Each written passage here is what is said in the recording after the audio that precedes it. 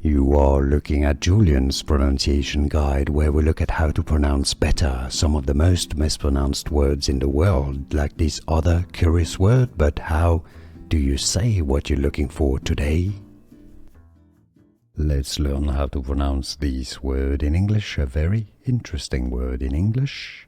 There are two slightly different pronunciations in English, at least. British English pronunciation first. In the UK, it is pronounced as capitalization, capitalization.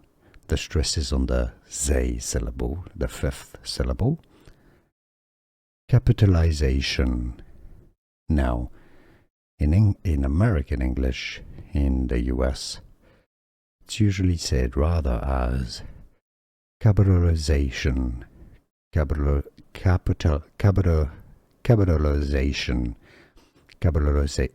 Yeah, I'm struggling with this one. Capitalization. American English. Capitalization in English. British English. So let's do this again. Capitalization, British English. This one I'm fine with. American pronunciation.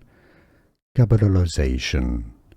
Now you know. Here are more videos on how to pronounce more confusing words and names too many mispronounced. Like this video if you found it useful. I appreciate your support. I'll see you soon and thanks for watching.